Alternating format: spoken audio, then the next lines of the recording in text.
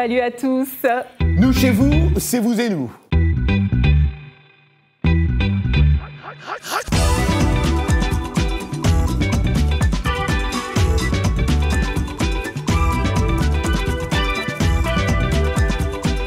De la déchetterie à des œuvres d'art, les bouteilles en plastique retrouvent une nouvelle vie grâce à un artiste congolais qui les réincarne en de magnifiques tableaux.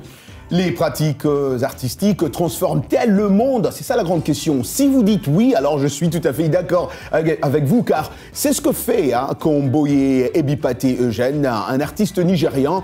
Nous irons à sa rencontre dans cette édition de Vous et nous. Nice.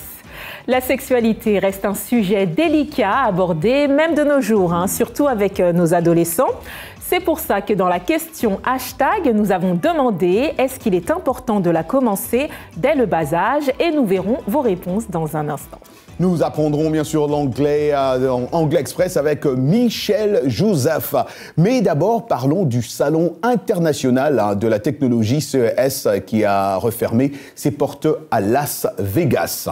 Tout à fait, c'est dans l'État du Nevada. Pendant une semaine, organisateurs et exposants ont présenté les toutes dernières innovations technologiques aux participants venus du monde entier. L'Afrique était présente avec quelques startups et le projet de nouer des partenariats afin d'améliorer la production des nouvelles technologies sur le continent.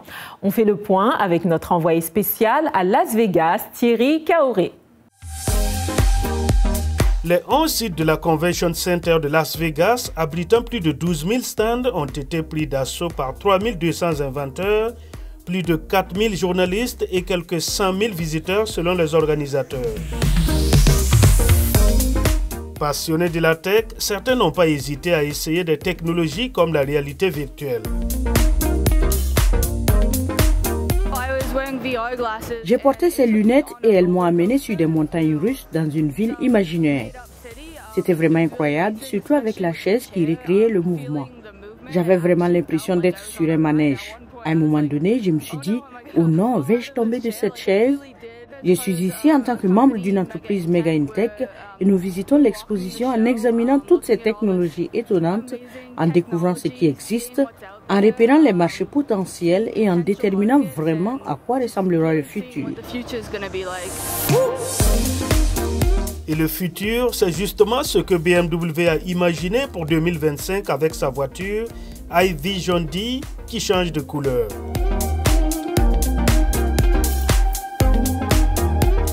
LG a pour sa part dévoilé son réfrigérateur à écran lumineux et son robot nettoyeur qui obéit aux commandes vocales. Des technologies plus adaptées à l'Afrique dans des domaines comme l'agriculture, les finances ou le numérique ont suscité un intérêt particulier des Africains présents à ce salon. Depuis 5 ans, nous sommes présents régulièrement au CES pour un peu venir découvrir tout ce qui se passe dans le monde, dans les nouvelles technologies, dans l'innovation, et vraiment permettre à notre pays d'être au diapason de ce qui se fait de mieux. Le CES rassemble les plus grandes inventions actuelles du marché. Donc nous venons ici pour être au courant de ce qui se passe et rencontrer des partenaires potentiels. Dans le secteur de l'aéronautique, Rise Aerotech a présenté son tout premier véhicule volant à 6 hélices avec décollage et atterrissage vertical. Et si vous n'avez pas de permis de pilotage, ne vous inquiétez pas car vous n'en avez pas besoin.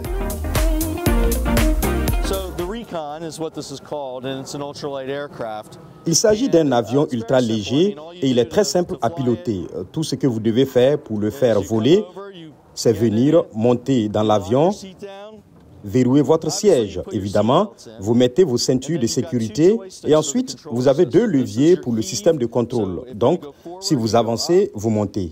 Quand vous reculez, vous descendez. Ça, c'est votre levier pour avancer. Donc, c'est le contrôle directionnel avant, arrière, d'un côté à l'autre. Et puis, il y a un système ici qui vous permet de tourner autour. Et c'est vraiment très simple. C'est ce qu'on appelle des opérations simplifiées. Vos repères visuels sont vos yeux. Donc, c'est très simple. 6 moteurs de propulsion indépendants. Et l'idée est qu'ils ont tous des packs de batteries rechargeables, un système de gestion et de contrôle indépendant. Cela signifie que si l'un des moteurs arrête de fonctionner, vous pouvez toujours voler et atterrir en toute sécurité. Et voilà, comme vous pouvez le voir juste derrière moi, il s'agit d'une démonstration grandeur nature de ce petit avion. Preuve que la technologie évolue aussi bien dans les transports terrestres que dans les airs. L'aéronef est déjà disponible sur le marché au prix de 150 000 $. Waouh, très important. Tu sais, moi, j'adore la technologie, un peu comme Arzuma. Ouais. Et aussi, d'ailleurs, je t'ai jamais dit ça, mais c'est aussi ce que j'ai fait à l'école. À l'université, j'ai une licence aussi en technologie. Donc, j'adore tout ce qui est technologie. Et quand j'ai vu que notre collègue Thierry est allé là-bas, je me suis dit...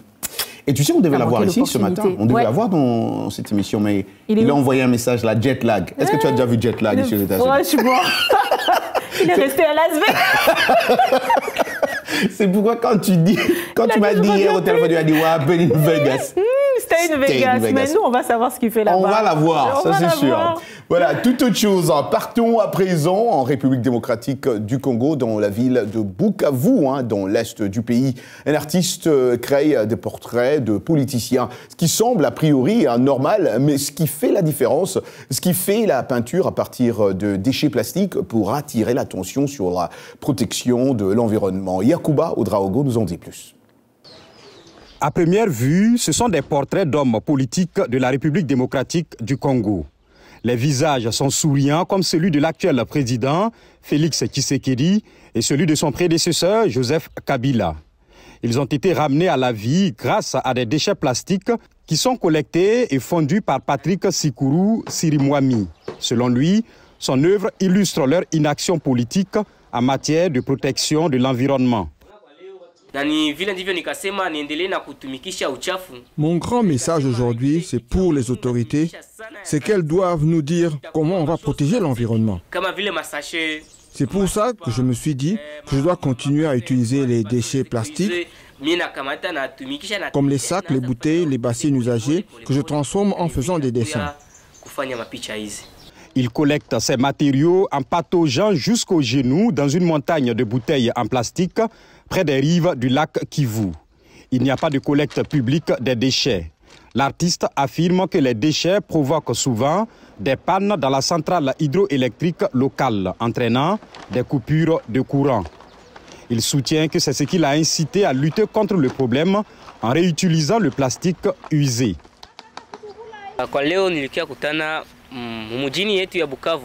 Je constate que dans notre ville de Bukavu, il y a beaucoup de déchets que les gens ne savent pas gérer.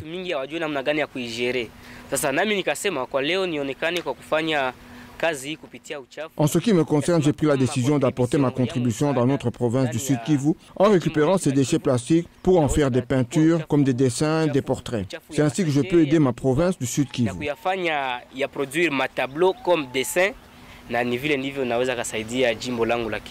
La République démocratique du Congo, comme d'autres pays africains, insiste sur son droit à développer son économie en exploitant ses vastes ressources naturelles. Cependant, elle a été critiquée pour avoir mis aux enchères des blocs pétroliers dans la deuxième plus grande forêt tropicale du monde.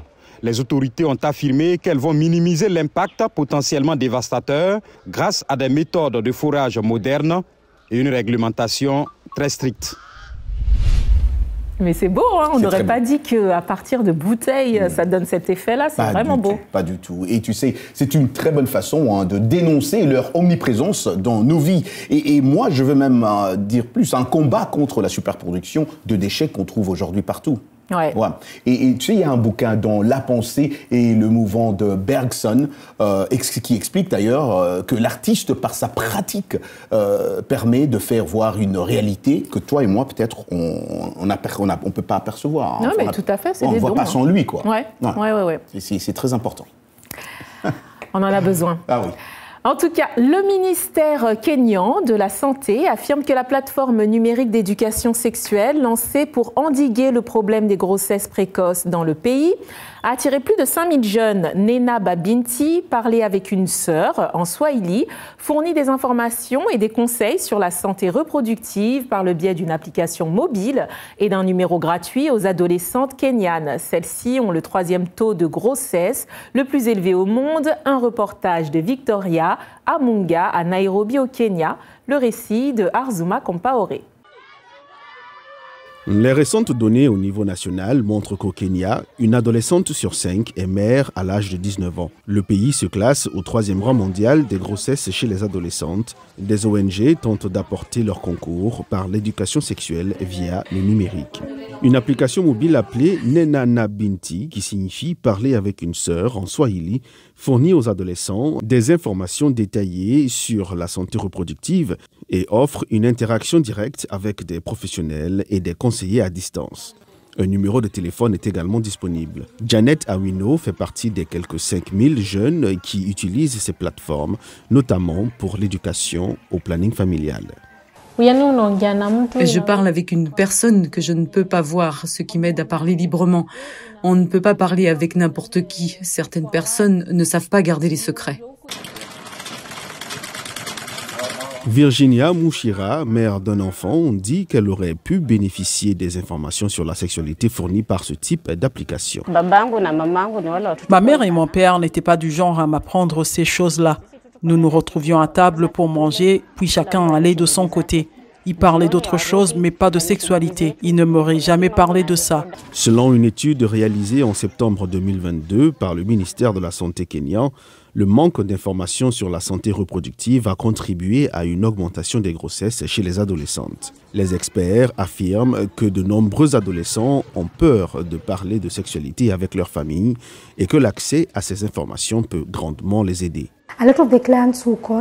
Beaucoup de clients qui appellent, surtout s'il s'agit d'adolescents, veulent en savoir plus sur les menstruations. D'autres appellent pour s'informer sur les jours infertiles, d'autres pour connaître les effets des contraceptifs. Rita Obonio du réseau de santé reproductive. Certains veulent retourner à l'école, alors nous les y ramenons. D'autres disent qu'ils ne peuvent pas continuer l'école, alors nous leur donnons des compétences. Certains reçoivent également des cours sur l'employabilité et la création d'entreprises. Le ministère de la Santé du Kenya a adopté en juillet une politique nationale de santé reproductive sur 10 ans qui vise notamment la santé reproductive des adolescents et des jeunes adultes.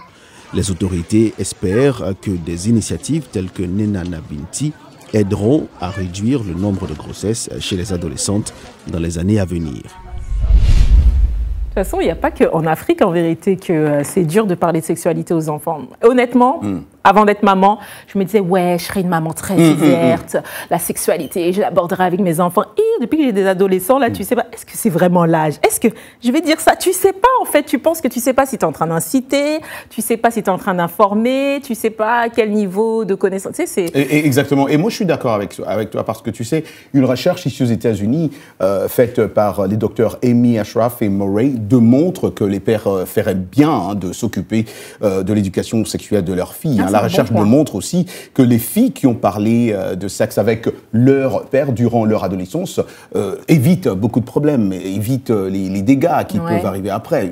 Par exemple, les maladies sexuellement transmissibles. Ce qui fait que c'est très important, d'après cette recherche, que le père puisse discuter de la sexualité avec leur fille directement. C'est un bon point.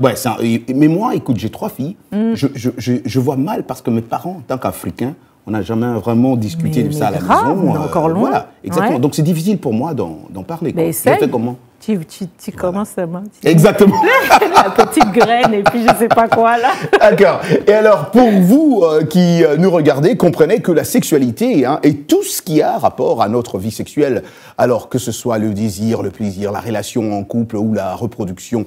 En effet, elle demeure un sujet très délicat, comme tu venais de le dire, comme on vient d'ailleurs aussi de le mentionner. Par conséquent, jeunes et adolescents ont besoin d'être amplement informés sur la chose afin d'éviter les erreurs, on venait aussi de le dire, réputées graves qui en découlent. Mais en Afrique, Parler de la sexualité est très rare. La question cette semaine dans hashtag vous et nous, c'est éducation sexuelle. Est-il important de la commencer à un âge précoce, oui ou non? C'est la grande question. On commence avec Robert Nzubu, Pointe-Noire, Congo. Pour moi, la réponse est oui. L'éducation à la sexualité importe énormément.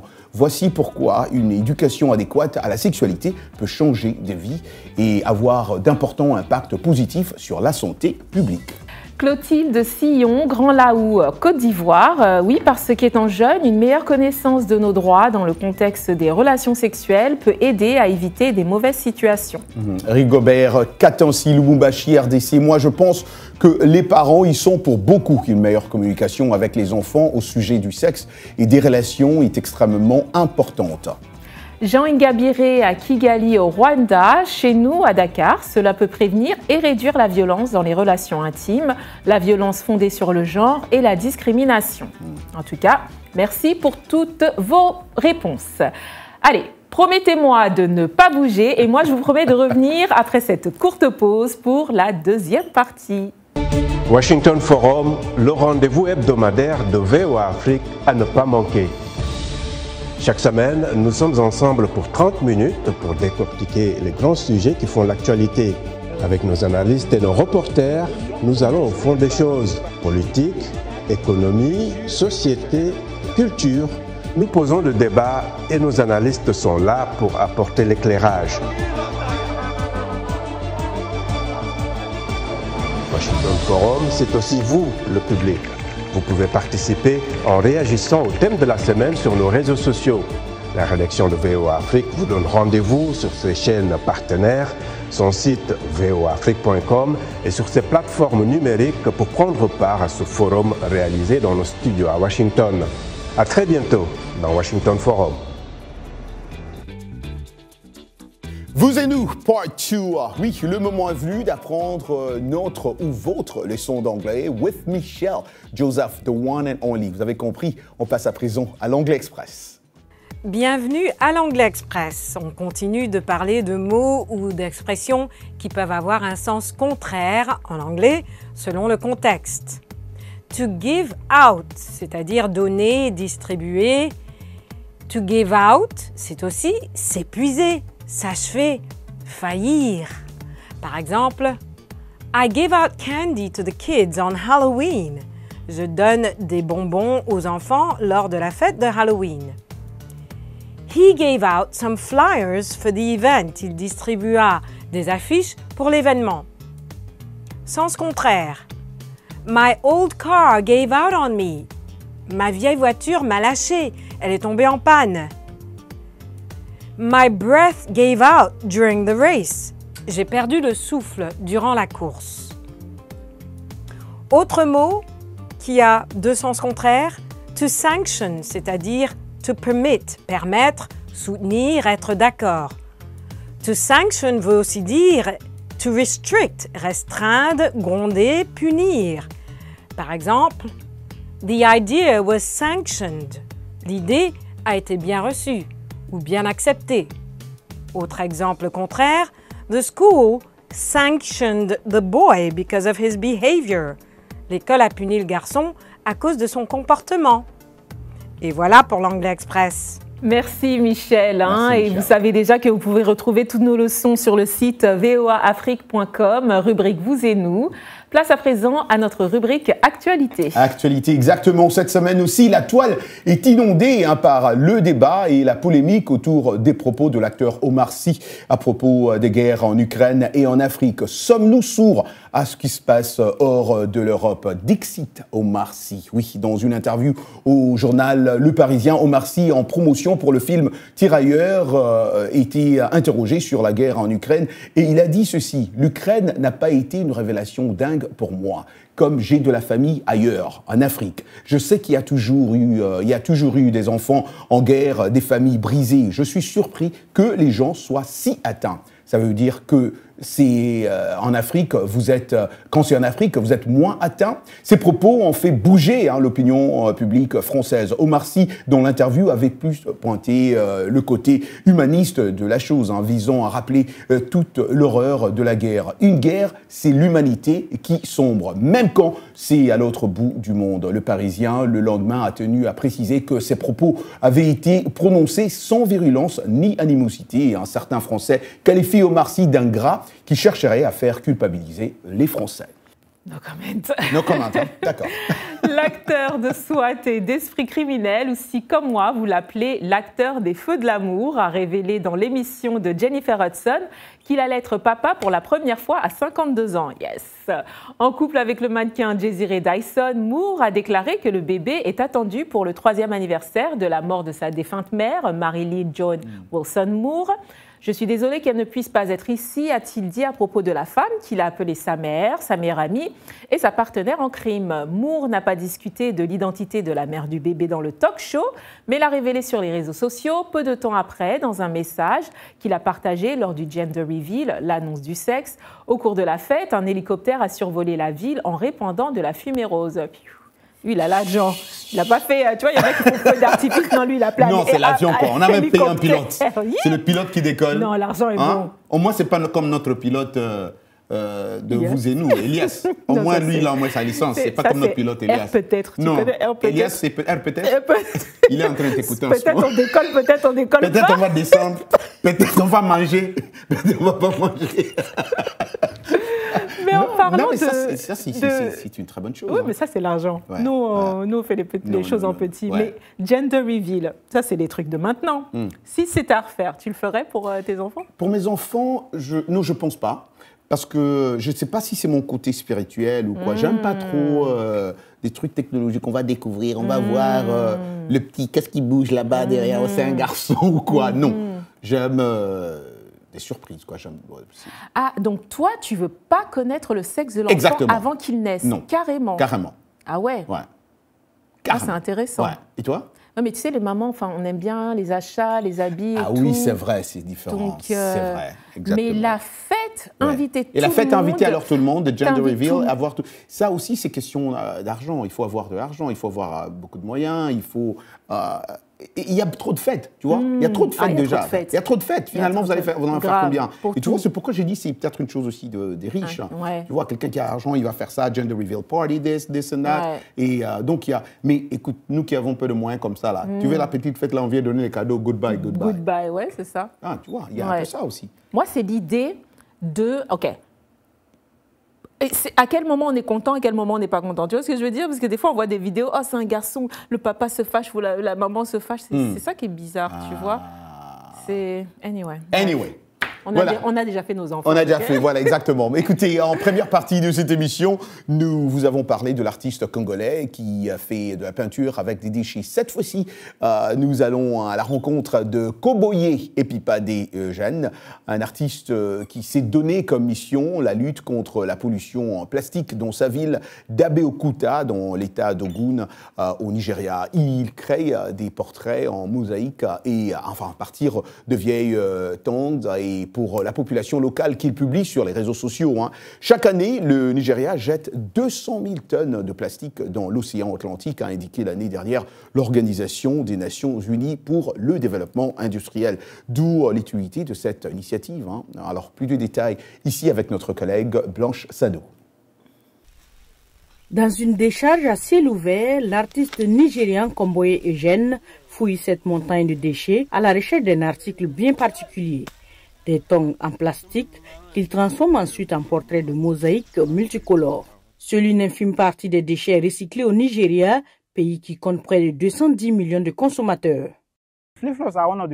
Les tongs sont l'un des principaux acteurs de la pollution plastique parce que, si vous regardez, en raison de leur prix abordable, la majorité ou, je dirais, toutes les personnes à faible revenu vont certainement les choisir, vous comprenez? Ainsi, lorsque je regarde mon environnement, je vois clairement que presque tout le monde a au moins une paire dans chaque maison. Également environnementaliste, M. Eugène possède dans son atelier un énorme monticule de tongs qu'il a collecté dans un coin.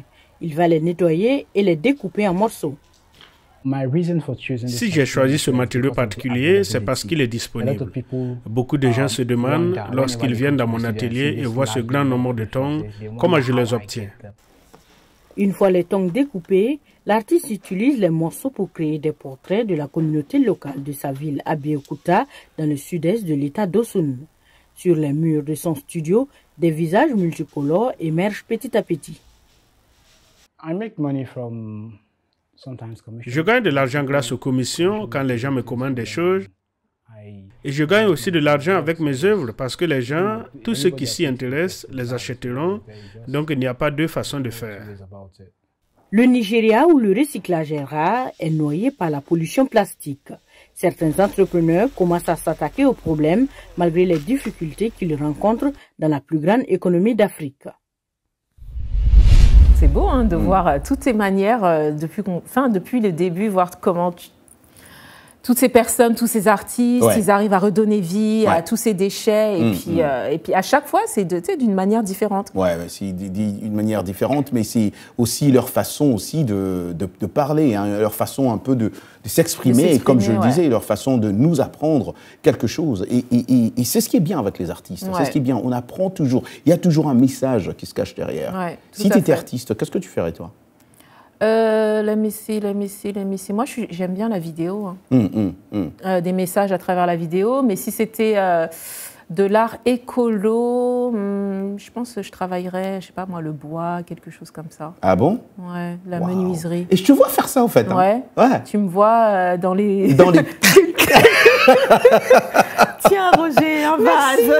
Oh, c'est la tête d'Arzuma. Oh, c'est la main de Sims. Ouais. Ça serait pas mal. Des trucs comme ça. Ben, après, on ne sait pas si c'est joli ou pas. Hein, mais Non, mais écoute, c'est ça le problème. C'est pas question d'être joli ou pas. C'est ce que toi, tu as eu comme l'idée principale en tant qu'artiste. Mais je te vois bien te moquer de moi aussi. T'as raison. Et toi aussi, arrête, trouve notre boulot. 9 to 5. Trouve ton boulot, rentre à la maison. C'est ça. Et voilà, c'est sur ce segment qu'on atterrit aujourd'hui. Un peu, y avait des turbulences ou pas aujourd'hui? Un peu là. On atterrit en tout cas.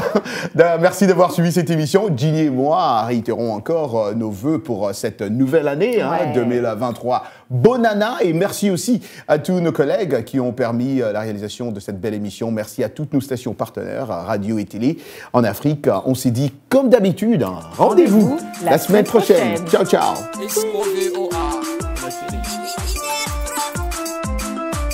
La V1, V1 Africa, c'est la V1, V1 Africa, entendez le V1, V1 Africa, c'est le V1, V1 Africa.